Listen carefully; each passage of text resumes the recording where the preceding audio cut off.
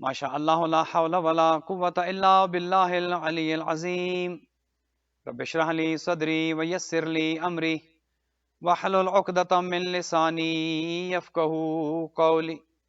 اعوذ باللہ من الشیطان اللعین الرجیم. بسم اللہ الرحمن الرحیم.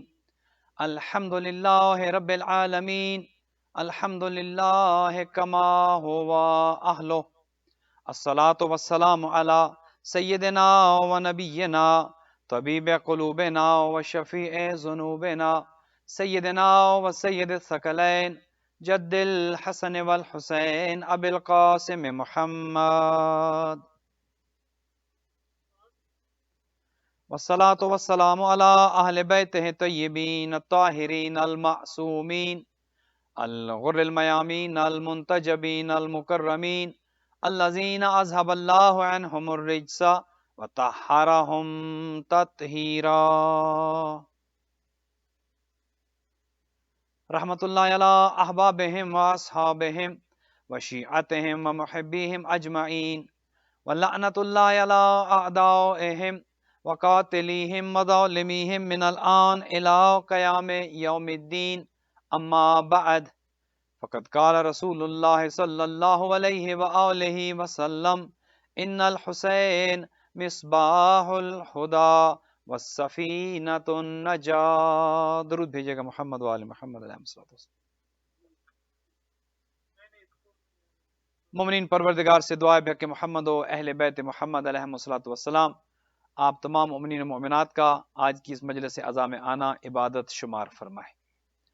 آج کی مجلس کے بانیان کہ جن میں جناب علمدار صاحب، افنان صاحب، جناب احمد صاحب اور ان کے ساتھ ان کی فیملیز شامل ہیں، خداوند متعال ان کے مال و رزق میں برکت عطا فرمائے، ان خادماتوں پر رحمتیں اور برکتیں نازل فرمائے، انہیں ہر طرح کی بیماری، پریشانی، مصیبت، آفات و بلیات سے محفوظ و معمون فرمائے، ان کی اولادوں کو نیک اور صالح رکھے اور ان کے مرحومین کی مغفرت فرمائے. جتنے مومنین و مومنات مریض ہیں خدا سب کو شفا یاب فرمائے، جو مقروض ہیں، قرض ادا ہوں، جو تنگ دست ہیں خدا رزق حلال عطا فرمائے. اور جتنے مومنین خاتون جنت سینٹر کے ساتھ تعاون فرما رہے ہیں خداوند متعال سب کے مال و رزق میں برکت دے، اور جو مجالس کو سپانسر کر رہے ہیں، جو ادارے کے ساتھ تعاون کر رہے ہیں، ظاہر ہے آپ کو ادارے کی ایک بلڈنگ کی بھی ضرورت ہے، جو اس فنڈ میں محرم فنڈ میں تعاون کر رہے ہیں یا دیگر جتنے بھی اس ادارے کی ضروریات ہیں ان میں تعاون کر رہے ہیں، محرم کے حوالے سے پروگرامز کو سپانسر کر رہے ہیں، خدا سب کی توفیقات کو متعالی فرمائے اور سب کے کار خیر کو شرف قبولیت عطا فرمائے. دنیا کے جس کونے میں اہل بیت علیہ الصلوۃ والسلام کا ذکر جاری و ساری ہے، آزاداران سید الشہداء کی خدا حفاظت فرمائے اور اہل بیت کے دشمنوں کو خدا نیست و نابود فرمائے اور انہیں یہ توفیق نہ ہو کہ آزاداری کے خلاف کوئی بھی مذموم حرکت کر سکے. ہمارے زمانے کے امام حضرت مہدی دوران عجل اللہ تعالی فرجہ الشریف کے ظہور میں تعجیل ہو، ہمیں اور ہماری اولادوں کو امام کے اعوان و انصار میں شمار فرمائے. اپنی ان تمام دعاؤں کی قبولیت کے لیے بلند تر صلوات. مومنین مومنات، ہمارا جو عنوان کل سے جاری وساری ہے حدیث پیغمبر حضرت محمد مصطفیٰ صلی اللہ علیہ وآلہ وسلم کا فرمان ذیشان کی، جس میں آپ یہ ارشاد فرماتے ہیں کہ ان الحسین مصباح الہدی والسفینۃ النجات، کہ بے شک اس میں کوئی شک نہیں ہے کہ حسین ہی ہدایت کا چراغ ہیں اور کشتی نجات ہے. ہمارا یہ عشرہ اس حوالے سے گفتگو ہوگی. بنیادی طور پر ہم حسینیت کو سمجھنے اور سمجھانے کی کوشش کر رہے ہیں کہ حسینیت ہے کیا، چونکہ یقیناً ضرورت اس امر کی ہے کہ آج کے دور میں حسینیت کا صحیح معنوں میں تعارف کرایا جائے.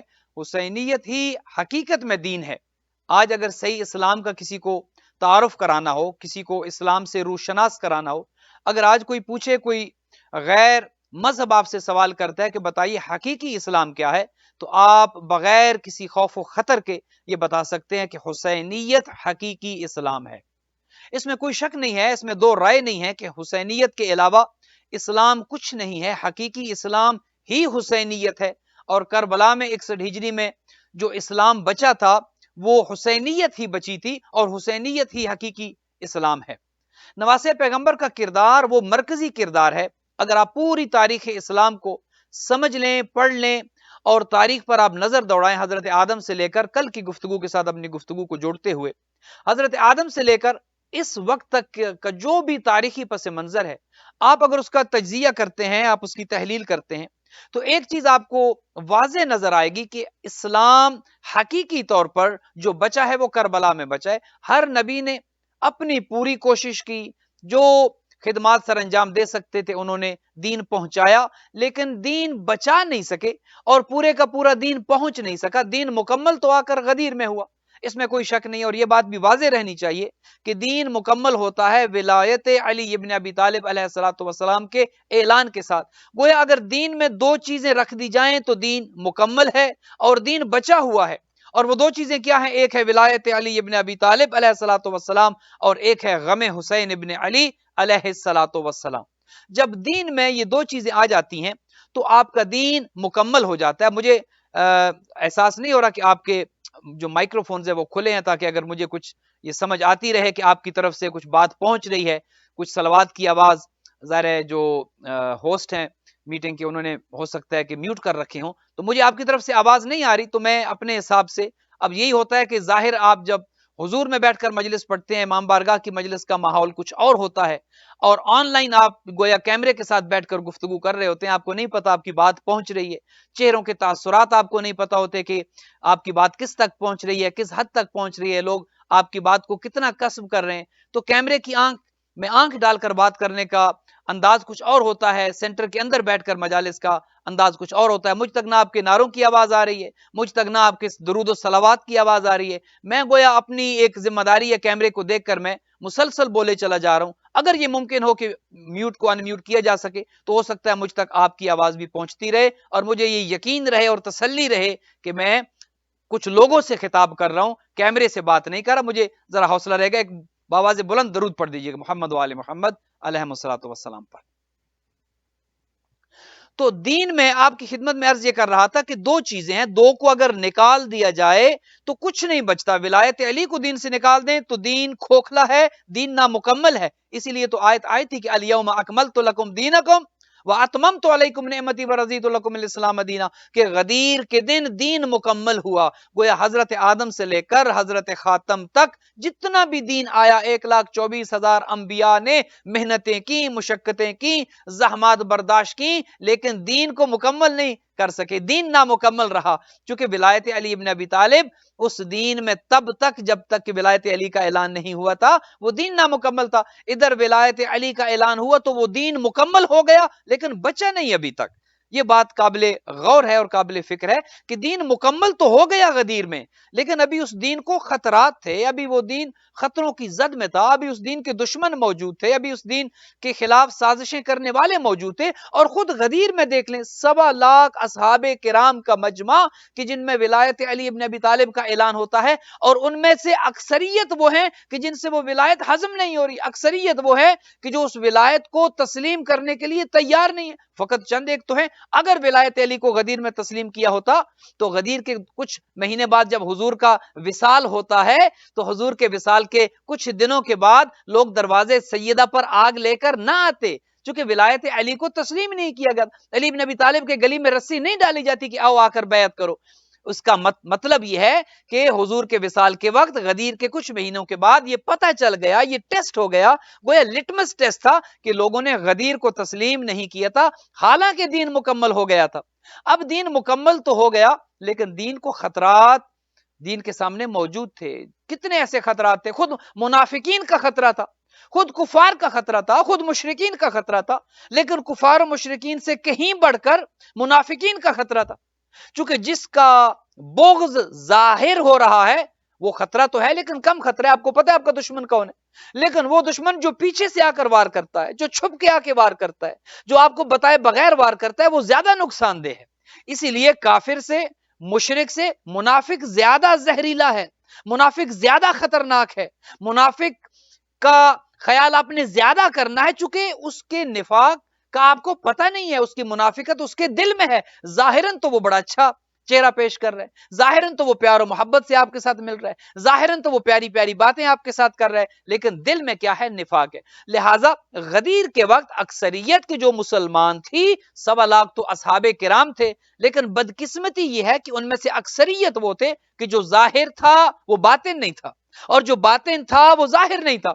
اور یہی بات کب ظاہر ہوئی؟ جب حضور کا وصال ہوا، جب علی بن ابی طالب کے سامنے آگے کہ او آ کر بیعت کرو، پتہ چل گیا کہ ان میں سے اکثریت وہ تھی کہ جنہوں نے ولایت علی کو تسلیم نہیں کیا، حالانکہ دین اسلام مکمل ہی ہوا ولایت علی پر۔ اب دیکھیے اسلام کو کتنا بڑا خطرہ تھا، حضور جب اس دنیا سے جا رہے تھے تو دین مکمل تو ہو گیا تھا لیکن دین بچا نہیں تھا، لہٰذا ضرورت اس امر کی تھی کہ کوئی ایسا ہو کہ جو آئے اور اس مکمل شدہ دین کی حفاظت کرے۔ یہ بات قابل غور ہے، یہ بات قابل فکر ہے کہ حضور نے اس دین کو ولایت علی کا اعلان کر کے مکمل ہونے کا تو اعلان ہو گیا، خود قرآن کی آیت آ گئی، لیکن دین جو مکمل تھا اب اس کی گارنٹی کون دے کہ اس دین کو بچائے گا کون؟ اب اس بات کی ضمانت کون دے کہ اس دین کی حفاظت کون کرے گا؟ کوئی نہ کوئی تو ہونا چاہیے تھا جو ان منافقین کا بھی مقابلہ کرے، جو کفار و مشرکین کا بھی مقابلہ کرے، جو زمانے کے حالات سے بھی لڑے اور اس دین کی حفاظت کرے۔ اور تاریخ گواہ ہے اس بات پر، چشم فلک نے دیکھا کہ وہ دین کہ جو پیغمبر اکرم نے مکمل کیا اعلان ولایت علی ابن ابی طالب کے ساتھ، وہ دین آ کر اگر بچا ہے تو کربلا میں 61 ہجری میں، وگرنہ اس دین کا حلیہ جو بنا دیا گیا تھا یزید ملعون کی طرف سے، آج اگر نواسے پیغمبر کربلا میں وہ قربانی نہ دیتے تو یقین کریں آج دین ایک نام کا ہوتا، جیسے حضور کی خود حدیث ہے کہ سیاتی علی الناس زمان لا یبقى من الاسلام الا اسمه ولا فی القرآن الا رسمه، کہ میں ایک زمانہ دیکھ رہا ہوں کہ جس زمانے میں اسلام برائے نام ہوگا، نام کا اسلام ہوگا، حقیقت میں کچھ نہیں۔ لوگ کہیں گے تو صحیح کہ ہم مسلمان ہیں، لوگ یہ تو کہیں گے کہ ہم اسلام پر ہیں، لیکن اسلام نام کی کوئی چیز ظاہر نہیں ہو رہی ہوگی۔ اور بلا فی القرآن الا رسمو، قرآن حکیم کا نام تو لیا جائے گا قسمیں اٹھانے کے لیے اور قرآن کو چومنے کے لیے، تبرکن اپنے گھر میں رکھنے کے لیے، لیکن تعلیمات قرآن سے لوگ بے بہرا ہوں گے، تعلیمات قرآن کا کوئی خیال نہیں رکھے گا۔ تو اگر نواسے پیغمبر کربلا میں 61 ہجری میں وہ عظیم قربانی نہ دیتے، دین کو نہ بچاتے، تو آج بچانے کے باوجود جو دین کا حلیہ ہو چکا ہے آپ کے سامنے ہے، دین کا مذاق اڑایا جا رہا ہے۔ دین کے ساتھ خود مسلمان کیا کر رہے؟ غیروں کو تو چھوڑ دیں، جو غیروں نے دین کے ساتھ کیا، جو غیروں نے اسلام کے ساتھ کیا اس پر تو بعد میں بات کریں گے، خود مسلمانوں نے اسلام کے ساتھ کیا کیا، خود مسلمانوں نے اسلام کے ساتھ کیسا مذاق کیا کہ اللہ اکبر کا نعرہ بلند کر کے مسلمان کی گردن اڑا رہا ہے، اللہ اکبر کا نعرہ بلند کر کے مسلمانوں کی مجالس میں، امام بارگاہوں میں، مسجدوں میں بم پھوڑ رہا ہے۔ کیسا اسلام ہے؟ آج اگر مسلمان اس طرح کی حرکات کر رہے ہیں باوجود اس کے کہ وہ اسلام کربلا میں نواسے پیغمبر نے بچا لیا، اگر یہ عظیم قربانی نہ ہوتی پھر آپ تصور کریں، ذرا ذہن میں لے کر آئیں کہ وہ اسلام کیسے ہوتا کہ جو یزید متعارف کرانا چاہ رہا تھا۔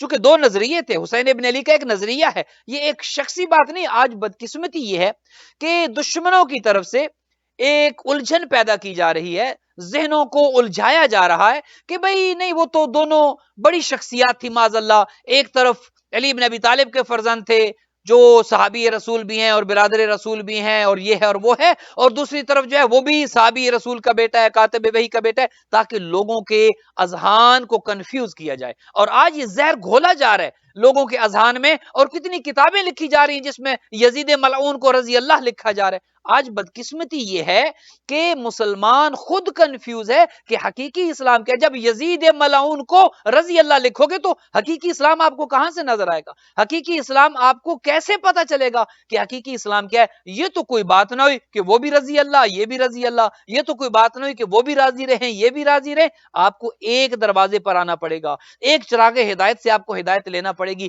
ایک ڈائریکشن آپ کی ہونی چاہیے، ایک سمت آپ کی ہونی چاہیے۔ جب آپ دونوں کو راضی رکھیں گے، اس کا مطلب ہے کہ سب سے بڑی منافقت تو یہ ہے، منافق کی پہچان یہ ہوتی ہے کہ وہ انہیں بھی راضی رکھتا ہے، وہ انہیں بھی راضی رکھتا ہے۔ منافق کی نشانی یہ ہوتی ہے کہ وہ کسی کو ناراض نہیں رکھتا، وہ حق کے ساتھ بھی ہوتا ہے، وہ باطل کے ساتھ بھی ہوتا ہے، وہ حق کو بھی خوش کرتا ہے، وہ باطل کو بھی خوش کرتا ہے۔ اسلام میں منافقت نام کی کوئی چیز نہیں ہے۔ اسلام کہتا ہے کہ بتاؤ کس کے ساتھ کھڑے ہو، حق کے ساتھ کھڑے ہو یا باطل کے ساتھ کھڑے ہو، یزید کی صفوں میں ہے یا حسین ابن علی کے قافلے میں ہو۔ یہ تو کوئی بات نہ ہوئی کہ یزید بھی راضی رہے اور نواسے پیغمبر بھی راضی رہے۔ یہ سب سے بڑا مذاق کہ جو اسلام کے ساتھ کیا گیا۔ اگر نواسے پیغمبر کربلا میں 61 ہجری میں وہ قیام نہ کرتے تو آج جو اسلام کا حشر ہو چکا ہوتا، اس قربانی کے باوجود جو حالات ہے میں آپ کی خدمت میں عرض کر رہا ہوں، تو اس عظیم قربانی اگر وہ نہ ہوتی تو آج تو اسلام کا گویا نام تک مٹ چکا ہوتا۔ لہٰذا ہدایت کا چراغ کہ جو ہمارا عنوان ہے۔ ضروری یہ تھا کہ ہدایت کا چراغ وہ روشنی بکھیرے تاکہ دنیا کو پتا چلے کہ حقیقی اسلام کیا ہے، کب بچا۔ تبھی تو شاعر نے یہ کہا تھا کہ اسلام کے دامن میں بس اس کے سوا کیا ہے، ایک ضرب ید اللہ، ایک سجدہ شبیری۔ گویا دو چیزیں تو فقط اسلام میں ہیں۔ اگر اسلام پورے کے پورے اسلام کا احاطہ کر لیا جائے تو آپ کو یہ واضح ہو جاتی ہے بات کہ اسلام میں فقط دو چیزیں ہیں، ایک ولایت علی ابن ابی طالب ہے اور ایک غم حسین ہے۔ چونکہ ولایت علی ابن ابی طالب پر دین مکمل ہوا اور غم حسین پر آ کر اس دین کو بچایا گیا، لہٰذا اب اگر کوئی ان دونوں چیزوں سے دور ہے، ولایت سے بھی دور ہے، غم حسین سے بھی دور ہے، وہ سب کچھ ہو سکتا ہے، وہ مسلمان نہیں ہو سکتا، وہ بلکہ اگر یوں کہوں تو شاید زیادہ بہتر ہوگا، وہ انسان نہیں ہو سکتا۔ ایک چیز اور آپ پر واضح ہونی چاہیے کہ حسین ابن علی کا تعلق تشیع کے ساتھ فقط محدود نہ کیا جائے کہ شیعہ کے لیے ہیں حسین ابن علی، امام حسین کا تعلق کسی مذہب کے ساتھ نہیں ہے، چونکہ یہ ہے ہدایت کا چراغ، اور ہدایت کے چراغ نے ہر ایک کو روشنی دینی ہے۔ وہ کافر کو بھی روشنی دے گا، وہ مشرک کے لیے بھی ہدایت ہے، وہ ہندو سکھ کے لیے بھی ہدایت ہے، وہ لادین افراد کے لیے بھی ہدایت ہے، وہ آگ کی پوجا کرنے والے ہوں یا ستاروں کی پجاری ہوں، ہر ایک کے لیے ہادی کا یہ کام ہے کہ وہ ہدایت کرے۔ اور اسی لیے تو ہم یہ کہتے ہیں کہ ہادی ہوتا وہ ہے کہ جو اللہ کے مدرسے سے ہادی بن کر آئے، جو 40 سال یہاں پر بتوں کی پوجا کرتے رہے ہوں، وہ کیا ہدایت کریں گے کہ خود جنہیں اپنی ہدایت کی ضرورت ہے۔ لہٰذا ضروری یہ تھا کہ ہدایت کا چراغ وہی ہو سکتا تھا کہ جو اللہ کے مدرسے سے آیا ہو، اللہ کے کارخانے سے ہادی بنا کر بھیجا گیا ہو، اور وہ ہدایت اس طریقے سے کرے کہ اسے اپنی جان کی پرواہ نہ ہو، اسے اپنے مال کی پرواہ نہ ہو، اسے اپنی اولاد کی، اسے اپنی عزت و ناموس کی۔ چونکہ دو چیزیں ہوتی ہیں زان محترم، انسان اپنا مال تو قربان کر سکتا ہے، جان قربان کرنا مشکل ہوتی ہے، لہٰذا مال قربان کرنا پہلے درجے پر ہے۔ انسان سے دیکھا جاتا ہے کہ انسان کس درجے پر ہے، کس لیول پر ہے۔ انسان کا امتحان ہے، یہ دنیا امتحان کا گھر ہے، ان الدنیا دار البلا، یہ دنیا امتحان کا گھر ہے، قدم قدم پر امتحان ہے، آپ کا بھی امتحان ہو رہا ہے، میرا بھی امتحان ہو رہا ہے، ہم ہر روز ایک امتحان سے گزرتے ہیں۔ کبھی کبھی مال کے ذریعے امتحان لیا جاتا ہے کہ ذرا یہ امتحان تو لیں، یہ کتنی محبت کرتے ہیں دین کے ساتھ، کتنی محبت ہے انہیں خدا اور رسول کے ساتھ، کتنی محبت ہے انہیں اہل بیت کے ساتھ۔ اگر ایک انسان اہل بیت سے محبت کا دعویٰ تو کرتا ہے لیکن اہل بیت کے نام پر اگر اس سے مال مانگا جاتا ہے، وہ مال دینے کے لیے تیار نہیں ہے، اب مجھے بتائیے کہ اس کے دعوے میں صداقت ہے یا نہیں ہے؟ جو اہل بیت کے نام پر مال نہیں دے سکتا، چلے مال سے پہلے کا ایک درجہ دیکھتے ہیں، مال دیتے ہوئے چلیں پھر کچھ تکلیف ہوتی ہے، آپ کہیں گے جی کہ بڑی مشکل سے دولت کمائی ہے، بڑی مشکل سے دولت اکٹھی کی ہے، حلال طریقے سے حرام طریقے سے جو کمایا ہے کیسے خرچ کر دیں؟ آپ کہتے ہیں جی یہاں ڈونیشن دے، وہاں ڈونیشن دے، کیسے؟ میں کہتا ہوں اچھا چلیں، مال سے پہلے، دولت سے پہلے، آپ کے پاس جو سرمایہ ہے اس سے پہلے ایک اور چیز ہے، اور وہ ہے آپ کا وقت۔ کیا آپ وقت دے رہے ہیں؟ کیا آپ وقت دیتے ہیں؟ بات یہاں سے شروع ہوتی ہے۔ آپ جب دعویٰ یہ کرتے ہیں کہ ہم تو دین کے لیے ہماری جانیں حاضر ہیں، دین کے لیے ہمارا سب کچھ حاضر ہے، ہم گھر لٹا سکتے ہیں، تو سب سے پہلے تو یہ دیکھیں کہ گھر لٹانا تو دور کی بات ہے، سب سے پہلے یہ بتائیں کیا آپ اہل بیت کے نام پر وقت دے سکتے ہیں؟ امتحان، اپنا ٹیسٹ لیں، آپ اپنا ٹیسٹ لیں، میں اپنا ٹیسٹ لیتا ہوں، کیا اہل بیت کے نام پر ہم 1 گھنٹہ وقت دے سکتے ہیں؟ کتنے لوگ ہیں جو آج خاتون جنت سینٹر کا پروگرام زوم میں دیکھ رہے ہیں؟ میرے سامنے ابھی تعداد آ رہی ہے، کتنے افراد ہیں کہ جو زوم کے اندر یہ 1 گھنٹہ اگر ہم اہل بیت کے نام پر دینا ہمارے لیے مشکل ہے، اور آپ کہیں کہ دوسرے درجے پر آئیں، اب مال دیں۔ جو وقت نہیں دے سکتا وہ مال کیا دے گا؟ سب سے وقت میں تو چلیں آپ کی جیب سے کچھ جا نہیں رہا نا، آپ کو اب خاتون جنت سینٹر نے آپ کے لیے ایک پروگرام کا انتظام کیا ہے، ادارے نے ماشاءاللہ خدا چودھری صاحب کو اور ان کے معاونین کو سلامت رکھے، انہوں نے مومنین کی ضرورت کو محسوس کرتے ہوئے یہ عشر محرم اس کا انعقاد کیا، رمضان کے پروگرام ہوئے، محرم کے پروگرام، ولادت شہادت سب ہو رہی ہے، ادارہ تو اپنے کام کر رہا ہے۔ اب آئیے میں اپنے آپ سے سوال کروں، آپ اپنے آپ سے سوال کریں، کیا ہم ادارے کو وقت دے رہے ہیں؟ اور وہ وقت ادارے کو نہیں دینا، وہ اپنے آپ کو دینا ہے، وہ اپنی بہتری کے لیے دینا ہے۔ یہی وقت قبر میں کام آئے گا، یہی وقت حشر میں کام آئے گا، یہی وقت برزخ میں کام آئے گا، یہی وقت جنت کے دروازے پر یہی وقت لے کر جائے گا جو محمد و آل محمد کے لیے صرف کیا ہو۔ آئیے میں اپنے آپ سے پوچھوں، آپ اپنے آپ سے پوچھیں، کیا ہم اہل بیت کے نام پر وقت دے رہے ہیں، یا وقت دے سکتے ہیں، یا وقت دینے کے لیے تیار ہیں؟ اگر تیار ہیں اب بات آئے گی دوسرے مرحلے پر کہ وقت تو آپ دے رہے ہیں، اب آئیے مال کا امتحان لیا جائے، کہ آپ مال دے سکتے ہیں یا نہیں. اب جو وقت ہی نہیں دے رہا وہ بعد کی باتیں تو چھوڑ دے, وہ اس منزل پر تو آ نہیں سکتا. اگر وہ وقت نہیں دے سکتا تو اس سے آپ مال کیا لیں گے, اس سے آپ جان کیا لیں گے, اس سے آپ عزت و ناموس کا امتحان کیا لیں گے. سب سے پہلا امتحان وقت کا ہے. جو وقت نہیں دے سکتے وہ تو خیر وہیں سے صاف ہو گئے, وہ اگلی منزل پر آئیں گے نہیں. اب جو اگلی منزل پر آ رہا ہے اس سے آپ پوچھیں کہ وقت تو آپ نے دیا, اب امتحان کا دوسرا لیول ہے کہ آپ اہل بیت کے لیے مال دے سکتے ہیں, کیا آپ ادارے کو ڈونیشن دے رہے ہیں, کیا آپ مجالس کو سپانسر کر رہے ہیں, کیا آپ نظر امام حسین کا اہتمام کر رہے ہیں, کیا آپ مومنین کو نیاز کھلا رہے ہیں, کیا آپ غرباء و یتیموں کی مدد کر رہے ہیں, کیا آپ دین کے نام پر کچھ خرچ کر رہے ہیں. اگر تو آپ کہیں کہ ہاں میں کر رہا ہوں, اس کا مطلب یہ ہے کہ آپ دوسرے درجے میں بھی کامیاب ہو گئے. مال کا امتحان بھی آپ نے دیا, اس سے پہلے وقت کے امتحان میں بھی آپ کامیاب ہوئے. اگر آپ یہ کہیں کہ نہیں بھی میں وقت تو دے سکتا ہوں, مال تو میں نہیں دے سکتا, یہ دولت تو میں نے بڑی مشکل سے کمائی ہے, یہ تو میں نے بہت محنت اور مشقت سے کمائی ہے, اور امریکہ والے تو ویسے ہی کہتے ہیں کہ دس از مائی ہارڈ ارنڈ منی, محنت سے کمایا ہے. تو خدا تو یہی کہتا ہے نا کہ تمہاری ہارڈ ارنڈ منی سے مجھے چاہیے, حرام کا مال تو مجھے چاہیے ہی نہیں. جو ایزی ارنڈ منی ہے خدا کہتا ہے مجھے اس کی ضرورت نہیں ہے.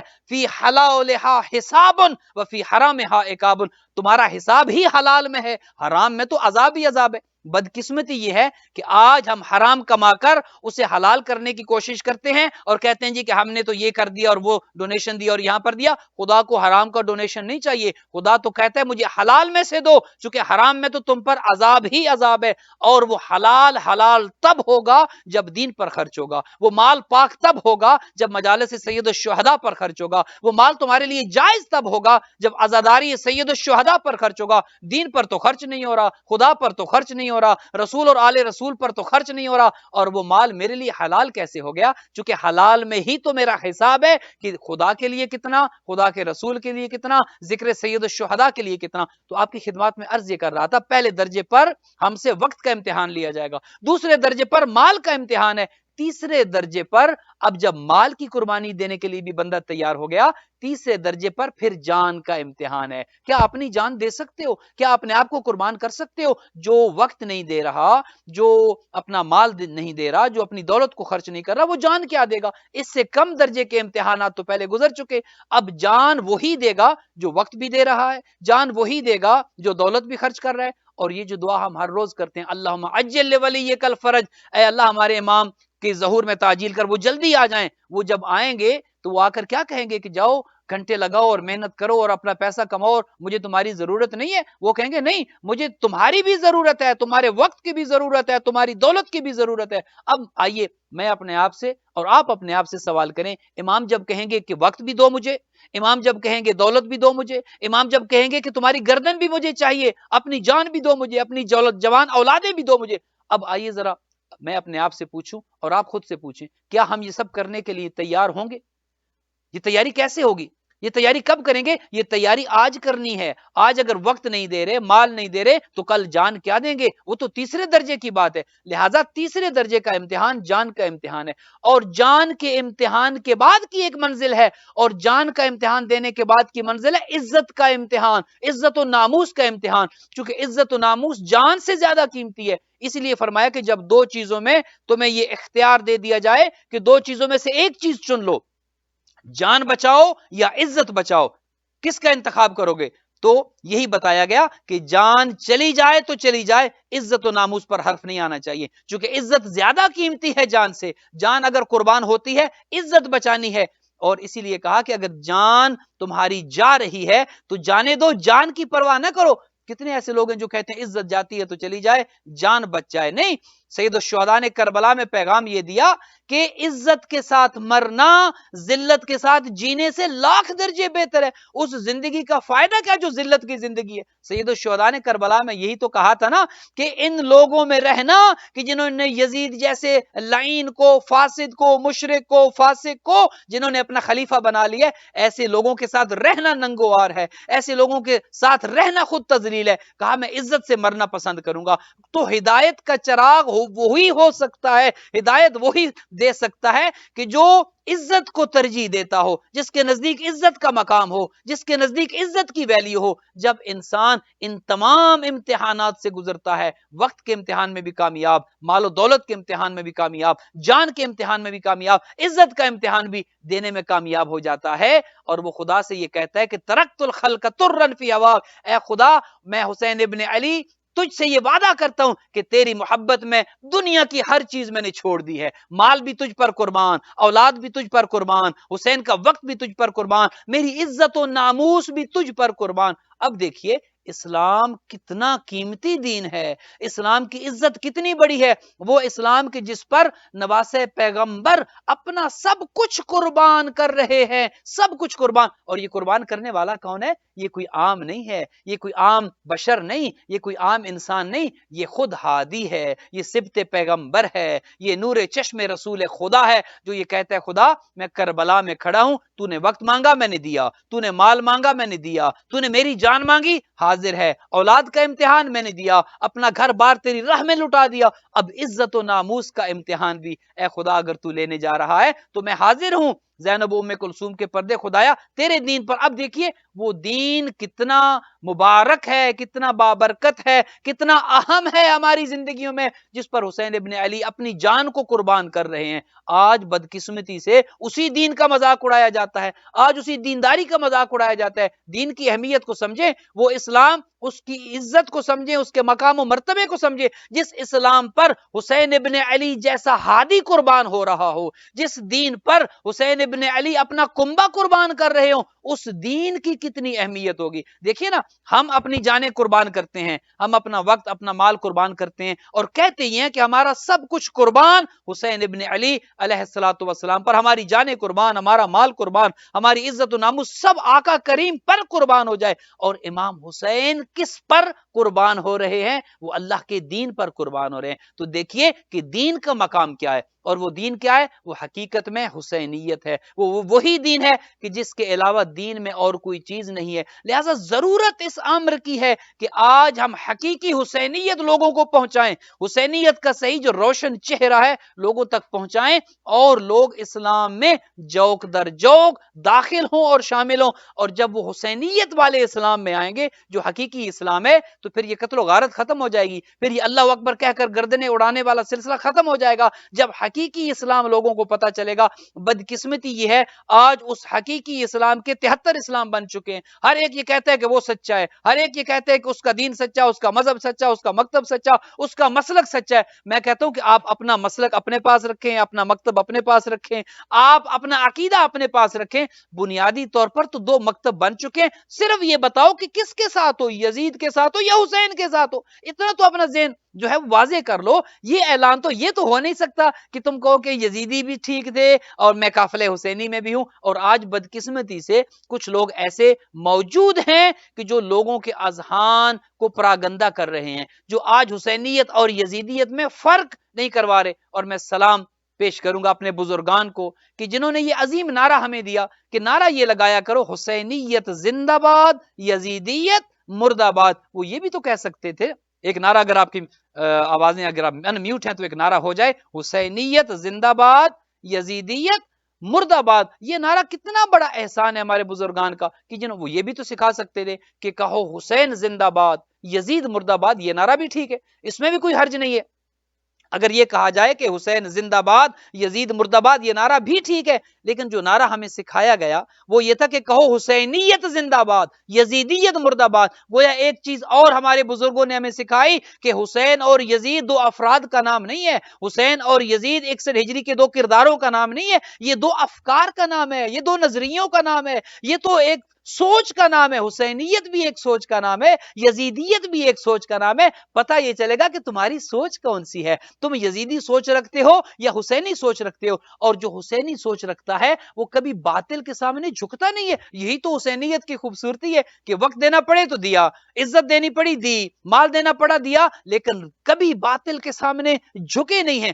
آج دیکھیے حسینیت آج بھی باطل کی آنکھوں میں آنکھیں ڈال کر بات کرتی ہے۔ آج اگر باطل کو ڈر ہے خوف ہے, آج اگر کفر و شرک کے ایوانوں میں لرزہ طاری ہے تو وہ کون سا اسلام ہے کہ جس سے آج کفر و باطل ڈر رہا ہے؟ وہ اسلام حسینی ہے, وہ اسلام حقیقی ہے, اور وہ وہی اسلام ہے کہ جو 61 ہجری میں نواسہ پیغمبر نے بچایا تھا. لہٰذا ضرورت اس امر کی ہے کہ وہ جو ہدایت کا چراغ ہے سب کے لیے, مسلمانوں کے لیے بھی, غیر مسلموں کے لیے بھی, جو ہدایت کا چراغ ہر ایک کو روشنی دے رہا ہے, آج اس ہدایت کے چراغ کے قریب کرنا ہے, لوگوں کو دور نہیں کرنا, نفرتیں نہیں پھیلانی, محبتیں بانٹنی ہے, لوگوں کو قریب کرنا ہے. آج لوگوں کو کافر نہیں بنانا, آج لوگوں کو مسلمان بنانا ہے. افسوس یہ ہے 1400 سال کے بعد بجائے, چاہیے تو یہ تھا کہ اسلام کی فیکٹریاں کھلتی, جگہ جگہ پر کافروں کو, مشرکوں کو مسلمان بنایا جاتا. افسوس یہ ہے کہ ہم نے بجائے اس کے کہ کافروں کو مسلمان بنائے, ہم نے مسلمانوں کو کافر بنانا شروع کر دیا. یہ کافر, وہ کافر, یہ کہہ دیا وہ کافر, اس پر فتویٰ لگا دیا کافر. ہم نے اسلام کی کون سی خدمت کی ہے؟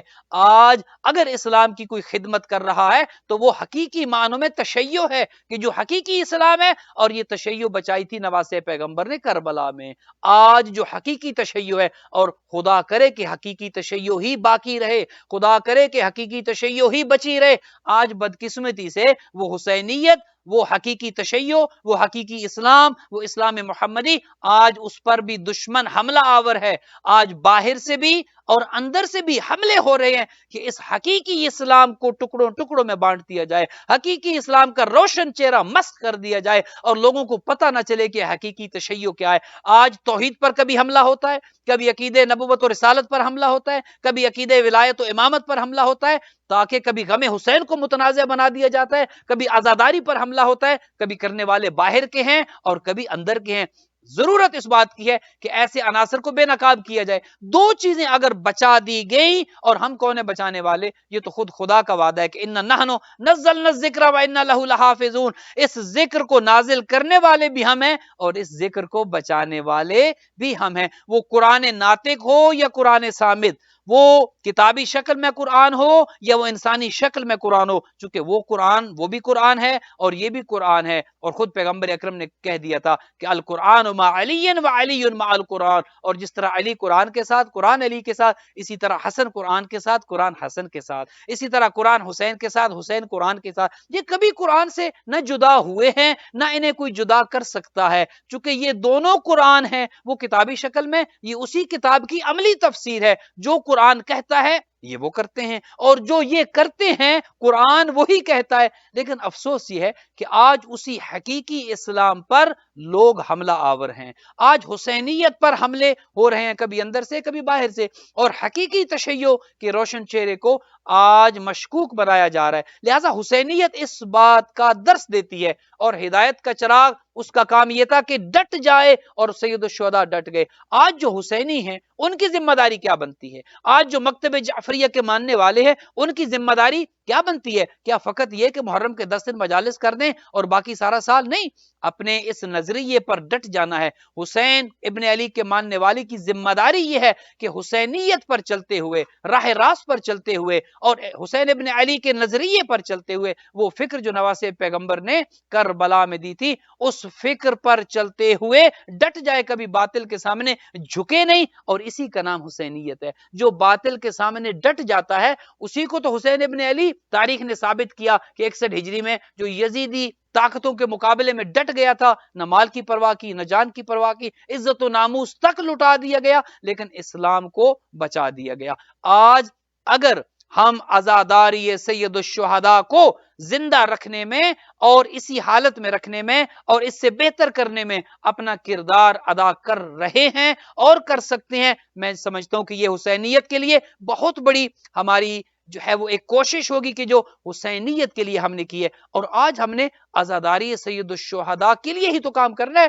چونکہ عزاداری دین کی بقا کی ضامن ہے. عزاداری سے ہی دین بچے گا, چونکہ آج اس وقت کی ضرورت یہ ہے کہ جب دشمن بھرپور یہ سازش کر رہا ہے کہ عزاداری کو کم کر دیا جائے, حسینیت کو کم کر دیا جائے, حسینیت سے لوگوں کو دور کر دیا جائے. اگر لوگوں نے حسین ابن علی سے دوری اختیار کر لی، اگر عزاداری سے لوگ دور ہو گئے کوئی مسلمان نہیں بچے گا، اسلام کا نام لینے والا کوئی نہیں ہوگا۔ لہٰذا نواسہ پیغمبر کی یاد کو تازہ رکھنا یہ واجب ہے، جس طرح نماز واجب ہے، روزہ واجب ہے، یہ عبادات ہیں، وہ بھی اسلام کا ایک جزو ہے۔ اور شیعہ ہونے کی ذمہ داری یہ ہے کہ دونوں کو ساتھ ساتھ لے کر چلے۔ حسین ابن علی عقیدے کا نام ہے، حسین ابن علی اصول دین میں ہے، اور نماز و روزہ فروع دین میں ہے، دونوں کو ساتھ لے کر چلنا ہے۔ کوئی شیعہ یہ نہ کہے کہ میں تو فقط اصول دین پر عمل کرتا ہوں، ان کو مانتا ہوں، ان پر یقین اور ایمان اور اعتقاد رکھتا ہوں، عمل کی مجھے ضرورت نہیں ہے۔ اور کوئی یہ نہ کہے کہ میں تو نمازیں بہت پڑھتا ہوں، میری نمازیں مجھے بخشوا دیں گی، مجھے عقیدے کی ضرورت نہیں ہے۔ نہیں، نواسہ پیغمبر نے کربلا کے میدان میں تلواروں کے سائے میں سجدہ دے کر یہ بتایا تھا کہ نماز کتنی اہم ہے، نماز کی کتنی بڑی قدر و قیمت ہے، خود دین اسلام کے لیے قربان ہو کر۔ تو آج حسینیت کے لیے ہم نے جو خدمات سر انجام دینی ہے، آج جس طرح سے عزاداری کے لیے ہم نے خدمات سر انجام دینی ہے، چونکہ ہدایت کا چراغ تو روشن ہے، ہماری ذمہ داری کیا ہے کہ اس ہدایت کے چراغ سے کتنی روشنی لے رہے ہیں ہم۔ یہ جو مجالس ہیں، یہ جو محرم الحرام کے پروگرام ہیں، یہ اس عزاداری سے روشنی لینے کا ہی تو نام ہے کہ اس ہدایت کے چراغ سے ہم اپنی زندگیوں کو کس طرح نورانی بنا رہے ہیں، اپنی زندگیوں کو کس طرح روشن کر رہے ہیں۔ اگر اس ہدایت کے چراغ سے ہم روشنی نہیں لے رہے، اس کا مطلب ہے کہ چراغ تو جل رہا ہے، ہم نے اس چراغ سے روشنی نہیں لی، ہماری زندگیوں میں اس چراغ سے نورانیت نہیں آئی۔ چراغ کا کوئی قصور نہیں، چراغ تو جل رہا ہے، روشنی ہم نے لینی تھی۔ مجالس تو ہو رہی ہیں، ذکر حسین تو ہو رہا ہے، میں نے کتنا گریہ کیا، میں نے حسین کو کتنا یاد کیا، ایام حسینی میں نے کتنا وقت دیا نواسہ پیغمبر کے لیے، میں نے کتنا گریہ کیا۔ کیا میرے آنسو مجھے پیارے تھے، یا نواسہ پیغمبر کا غم مجھے پیارا تھا؟ کیا میں نے اپنا وقت بچا کر دنیا کے کاموں میں صرف کیا، یا میں نے نواسہ پیغمبر کے لیے عزاداری کی ہے؟ کیا میں نے گریہ کیا، کیا میں نے نوحہ پڑھا، کیا میں نے ماتم کیا؟ پوچھوں تو صحیح نا اپنے آپ سے۔ اور اگر یہ سب کچھ میں نہیں کر رہا، اس کا مطلب یہ کہ وہ چراغ تو جل رہا ہے لیکن اس سے روشنی میں نہیں لے رہا۔ وہ چراغ تو گویا یوں سمجھیے کہ ایک سمندر ہے جو ٹھاٹھے مار رہا ہے لیکن میں پھر بھی پیاسا ہوں، دریا ہے جو بہ رہا ہے لیکن میں پھر بھی پیاسا ہوں۔ اگر کوئی بہتے دریا کے پاس رہ کر بھی پیاسا رہ جائے تو یہ اس کا قصور ہے، اگر کوئی ٹھاٹھے مارتے سمندر کے پاس رہ کر بھی پیاسا رہ جائے اور مر جائے اس کا قصور ہے۔ اگر کوئی ہدایت کا چراغ کے جو جل رہا ہے، ہر ایک کو روشنی دے رہا ہے، اس کے ساتھ رہتے ہوئے بھی اگر کوئی اندھیروں میں ڈوبا رہے تو یہ اس کا قصور ہے۔ اسی لیے ہم بلاتے ہیں کہ آؤ نواسہ پیغمبر کے غم کی طرف آؤ، آؤ ولایت علی ابن ابی طالب علیہ الصلوۃ والسلام کی طرف آؤ۔ دین میں دو چیزیں ہیں، اگر ان دونوں پر ایماناً اور عملاً عمل کر دیا گیا تو یقیناً کامیابی ہے، یہ دنیا بھی کامیاب ہے اور آخرت کی زندگی بھی یقیناً کامیاب ہے۔ ولایت علی کا دل میں نور ہونا چاہیے اور آنکھوں میں اور دل میں غم حسین ہونا چاہیے۔ اور ولایت علی کا نور جب ہوگا اور حسین ابن علی کی محبت جب ہوگی، یہ ہو نہیں سکتا کہ انسان عمل کی طرف نہ جائے، یہ ہو نہیں سکتا کہ انسان جو ہے وہ عبادت گزار نہ بنے، تہجد گزار نہ بنے، نیک نہ بنے، اچھا نہ بنے، چونکہ غم حسین انسان کو برائیوں سے دور کرتا ہے۔ جس طرح کہا گیا نا کہ ان الصلاۃ تنہی عن الفحشاء والمنکر، نماز بے حیائی اور برائی سے روکتی ہے، اسی طرح ولایت علی بھی انسان کو بے حیائی اور برائی سے روکتی ہے، اسی طرح غم حسین بھی انسان کو اہل بیت علیہ الصلوۃ والسلام کی محبت کے قریب کرتا ہے اور بے حیائی اور برائی سے غم حسین روکتا ہے۔ جو آنکھ حسین کے غم میں روتی ہے اس آنکھ میں حیا آ جاتی ہے۔ یہ ہو نہیں سکتا کہ آنکھ حسین کے غم میں روئے اور پھر اس آنکھ میں حیا نہ آئے، یہ ہو نہیں سکتا کہ وہ دل غم حسین میں تڑپ رہا ہو اور پھر اس دل میں برے خیالات آ جائیں، یہ ہو نہیں سکتا۔ یہ پاک ہستیوں کا ذکر ہے اور پاک ذکر ہے، جو اس پاک ذکر کے ساتھ جڑ جاتا ہے یہ اسے بھی بلند کر دیتے ہیں۔ انہوں نے اپنی زندگیاں دین اسلام پر قربان کر دی لیکن دین پر کوئی حرف نہیں آنے دیا، اللہ کے دین کو انہوں نے بچا لیا، اپنی زندگیاں انہوں نے قربان کر دیں۔ اور عزادارو، آپ جانتے ہیں 2 محرم ہے آج، اور 2 محرم کا وہ دن تھا کہ جب نواسہ پیغمبر کا قافلہ اس زمین پر پہنچتا ہے کہ جس زمین کو آج کرب و بلا کے نام سے یاد کیا جاتا ہے۔ وہ زمین خدا آپ کو لے کر جائے، آپ اس زمین کی زیارت کریں، خدا کرے کہ زیارتیں کھلیں، عاشورہ ہے، اربعین ہے، اور سب کو خدا توفیق دے کہ اس سرزمین مقدس پر جا کر زیارت کریں جہاں نواسہ پیغمبر آج کے دن 2 محرم کو جب وہاں پہنچے تھے تو اس زمین کو اپنا وطن بنا لیا۔ وہ زمین کیا تھی؟ ویران زمین تھی، ایک صحرا تھا، ایک ایسی ویران جگہ جہاں پر جاتے ہوئے انسان کا دل دہل جائے، لیکن نواسے پیغمبر نے اسے وہ رونق عطا کی ہے، اسے وہ عظمت عطا کی ہے کہ آج وہ جنت کے ٹکڑوں میں سے ایک ٹکڑا بن چکا ہے۔ آج دیکھیے ادھر ادھر جائیں گے تو آپ کو ویرانی نظر آئے گی، لیکن سرزمین کربلا پر جب آپ پہنچیں گے تو وہ جنت کی طرح چمک رہی ہے۔ آج وہ گنبد، وہ مینار، آج وہ حرم مقدس، حرمین مقدس آج اسی طرح سے نور اور روشنی بکھیر رہے ہیں جس طرح زندگی میں سید الشہداء اور اہل بیت نور اور زندگی بکھیر رہے تھے۔ خدا آپ سب کو زیارت کے لیے لے کر جائے، چونکہ نواسے رسول کی زیارت کا اتنا بڑا اجر ہے۔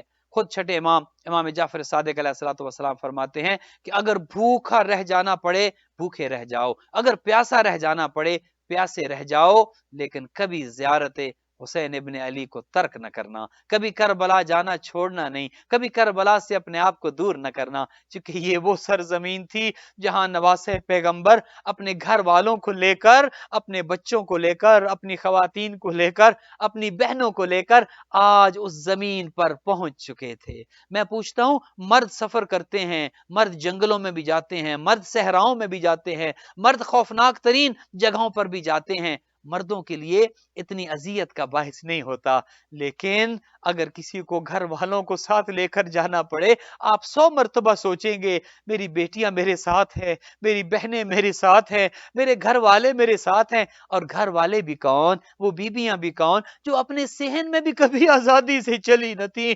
امام علی کے ہمسایوں کا یہ کہنا تھا کہ ہمیں تو پتہ ہی نہیں تھا کہ علی کی ہاں بیٹیاں بھی تھی، علی کی بیٹیاں اتنے پردے میں رہا کرتی، اتنے حیا اور شرم کے ساتھ رہا کرتی کہ ہمسائے کو بھی پتہ نہیں تھا کہ علی کے ہاں بیٹیاں بھی ہیں۔ وہی بیٹیاں آج گھر میں نہیں، آج نانا کے مدینہ میں نہیں، بلکہ آج جنگل میں آ چکی ہیں، آج اس جنگل میں آ چکی ہیں جہاں پر مرد جاتے ہوئے گھبراتے تھے، جہاں بڑے بڑے بہادروں کے دل دہل جاتے تھے، آج علی و بطول کی بیٹیاں اس جنگل میں آ چکی ہیں۔ ذرا تصور لے جائیں، ذرا اپنا خیال لے جائیں کہ وہ جنگل جو بیابان ہے، وہ ایک جگہ جہاں پر آبادی کا کوئی نام و نشان نہیں ہے، جہاں پر نہ روشنی ہے، جہاں پر نہ حفاظت کا کوئی انتظام ہے، وہاں پر علی و بطول کی بیٹیاں اب پہنچ چکی ہیں، وہ قافلہ وہاں پر آ چکا ہے۔ سید الشہداء چاہتے ہیں یہ قافلہ آگے بڑھے، چاہتے ہیں میرا گھوڑا آگے بڑھے، لیکن ذوالجنا رک گیا ہے۔ امام نے کہا شاید میری سواری تھک گئی ہوگی عباس، ذرا گھوڑا دوسرا لے کر آؤ، ذرا میری سواری تبدیل کرو۔ عزادارو سواری تبدیل کی گئی، گھوڑا پھر نہ چلا، سواری پھر تبدیل کی گئی، کئی سواریاں تبدیل کی، لیکن ہر سواری آگے بڑھ نہیں رہی۔ امام اتر آئے، کہا ہاں میں سمجھ گیا ہوں یہ میرا گھوڑا کیوں نہیں یہاں سے جانا چاہ رہا، اس زمین کو ہم نے آباد کرنا ہے، اس صحرا کو، اس جنگل کو ہم نے آباد کرنا ہے۔ عباس اتر آؤ، سب بیبیوں کو یہیں اتار دو، یہیں پر خیمے لگا دو، ہاں یہی وہ جگہ ہے جہاں پر ہماری لاشیں گریں گی، ہاں یہی وہ جگہ ہے جہاں پر ہمارے مزار بنیں گے۔ کہا ذرا بلاؤ ان لوگوں کو جو ارد گرد کی آبادی کے لوگ ہیں، ذرا بلاؤ تو صحیح، یہ کن کی زمین ہے؟ بنی اسد کا قبیلہ قریب میں رہتا تھا، ان لوگوں کو بلایا گیا۔ امام نے کہا اچھا یہ بتاؤ اس زمین کا نام کیا ہے؟ چونکہ نانا بتا کر گئے تھے، ماں بتا کر گئی تھی، بابا علی بتا کر گئے تھے، حسین وہ وقت ہمیں رلا رہا ہے کہ جب تم کربلا میں حسین بھوکے اور پیاسے شہید ہو جاؤ گے۔ نام جانتے تھے وہ زمین کربلا ہے۔ کہا بلاؤ اس بستی والوں کو بلاؤ، ذرا ہمیں پتا تو چلے یہ زمین اس کا نام کیا ہے۔ عزاداروں کچھ لوگوں کو بلایا گیا، بنی اسد کے لوگوں کو بلایا گیا۔ امام نے کہا بتاؤ اس زمین کے ٹکڑے کا نام کیا ہے؟ کسی نے کہا مولا اسے نئی نوا کہتے ہیں۔ امام نے کہا اچھا اس کا کوئی اور بھی نام ہے؟ کہا ہاں مولا اس کا ایک نام اور بھی ہے، اس کو غازریہ بھی کہتے ہیں۔ امام نے کہا نہیں اس کا کوئی اور بھی نام ہونا چاہیے۔ میں کہوں گا آپ کون سا نام سننا جاننا چاہتے ہیں، آقا آپ کون سا نام چاہتے ہیں کہ یہ آپ کو بتائیں؟ کہا بتاؤ تو صحیح، کیا اس کا کوئی اور بھی نام ہے؟ کہا مولا زمین کے اس ٹکڑے کو شط الفرات بھی کہتے ہیں۔ شط الفرات۔ امام نے کہا نہیں یہ نام بھی صحیح ہے لیکن کوئی اور نام بھی ہوگا۔ انہوں نے کہا آقا ہم تو یہی جانتے ہیں، ہمارے بڑوں نے ہمیں یہی بتایا ہے۔ امام نے کہا اچھا یہ بتاؤ کیا اس آبادی میں کوئی بزرگ بھی ہے، کوئی بڑا بوڑھا بھی ہے، شاید وہ جانتا ہو اس زمین کا نام کوئی اور بھی ہے؟ کہا ہاں مولا ہماری آبادی میں ایک بزرگ رہتے ہیں، اگر آپ اجازت دیں تو ہم انہیں لے آتے ہیں۔ عزادارو وہ بزرگ آئے، امام نے کہا کہ آپ کی عمر سب سے زیادہ ہے، آپ بتاؤ اس زمین کا کوئی اور بھی نام ہے؟ وہ بزرگ رو پڑے، آنکھوں میں آنسو آئے، کہا ہاں فرزند رسول اس زمین کا ایک نام اور بھی ہے، اسے کہتے ہیں کربن و بلا۔ ایسی زمین جو دل دہلا دیتی ہو، ایسا زمین کا ٹکڑا جو ڈرا دیتا ہو، ایسا زمین کا ٹکڑا جو مصیبت کی جگہ ہو، جو بلاؤں کی جگہ ہو، جو مصیبت کی جگہ ہو۔ امام نے کہا ہاں یہی وہ جگہ ہے، یہی وہ جگہ ہے جس کا ہم سے وعدہ ہے۔ عباس یہیں پر ہماری لاشیں دفن ہوں گی، عباس یہی وہ جگہ ہے جہاں پر میرا علی اصغر شہید ہوگا، عباس یہی وہ جگہ ہے جہاں پر میرا 18 سالہ جوان ایڑیاں رگڑے گا۔ عزادارو ایک گریہ بپا ہوا۔ امام نے کہا اچھا یہ بتاؤ اگر یہ زمین میں خریدنا چاہوں کیا بیچو گے؟ کہا مولا ہماری کیا حیثیت کہ آپ کو کچھ بیچے، ہم بھی آپ کے، یہ زمین بھی آپ کی، مولا آپ رکھ لیں ہم کیا بیچیں گے؟ کہا نہیں میں ایسے نہیں لوں گا، میں قیمت کے بغیر نہیں لوں گا۔ عزادارو امام نے وہ زمین 60,000 درہم میں لی، امام نے زمین لے کر واپس انہی کو ہبہ کر دی، کہا اے بنی اسد والو یہ زمین تمہیں واپس ہبہ کرتا ہوں لیکن میری 3 شرطیں ہیں، میری شرطیں یہ ہیں، 3 شرطیں یہ ہیں، ایک تو جب اس زمین پر ہمارے لاشیں گریں اے بنی اسد والوں نے دفن کر دینا، اور بنی اسد والوں اگر میرا زائر یہاں پر آئے اس کی رہنمائی کرنا، اسے میری قبر کا نشان بتا دینا، اور اگر کوئی غریب آئے اسے 3 دن تک اپنا مہمان رکھنا۔ عزادارو پھر بنی اسد کے مردوں کو بلایا، کہا ہم غریبوں کے لاشوں کو دفن کر دینا۔ عزادارو پھر بنی اسد کی عورتوں کو بلایا، کہا ہو سکتا ہے تمہارے مرد ڈر جائیں، خوف ہو انہیں عمر ابن سعد کا، خوف انہیں ابن زیاد کا، یہ ہمیں دفن نہ کر سکے۔ اے بنی اسد کی خواتین تم ہم پہ احسان کرنا، عورتیں قبر تو نہیں کھود سکتی، تم گڑے کھودنے دینا، ہم غریبوں کو وہاں پر دفن کر دینا۔ عزادارو پھر بچوں کو بلایا، بنی اسد کے بچوں کو بلایا، کہا دیکھو ہو سکتا ہے تمہارے والدین بھول جائیں، ہو سکتا ہے تمہارے والدین ڈر جائیں، ہم غریبوں کے لاشیں دفن نہ کر سکیں۔ اے بنی اسد کے بچوں میں کہوں گا مولا آپ کی غربت پہ میری جان قربان۔ اے نواسے پیغمبر اب نوبت یہ آ چکی ہے کہ بچوں سے یہ کہا جا رہا ہے ہمیں دفن کر دینا۔ کہا بنی اسد کے بچوں اگر تمہارے والدین ہمیں دفن نہ کر سکے تم کھیل کے بہانے آ جانا، تم کربلا کی مٹی کے ساتھ کھیلتے رہنا، تمہاری کھیل ہو جائے گی، وہ غریب دفن ہو جائیں گے، غریب دفن ہو جائیں گے۔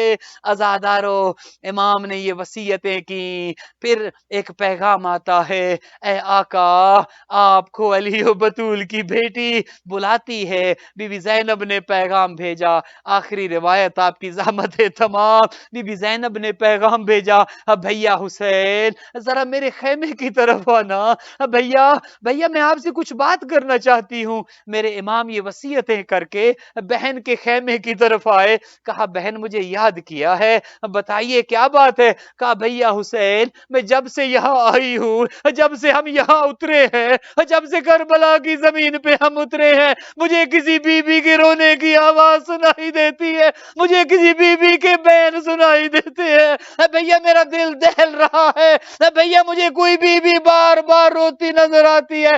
کہا بہن زینب جانتی ہو وہ بی بی کون ہے؟ وہ کوئی اور نہیں، وہ ہماری ماں زہرا ہے، وہ ہماری ماں زہرا جو مدینہ سے ہمارے ساتھ چلی ہے، وہ کربلا ہمارے ساتھ پہنچ چکی ہے. ابھی کچھ ہی دنوں کے بعد وہ بیان کر رہی ہوگی میرا حسین پیاسا مارا گیا، میرا حسین پیاسا شہید ہوا. الا لعنت اللہ علی القوم الظالمین وسیعلم الذین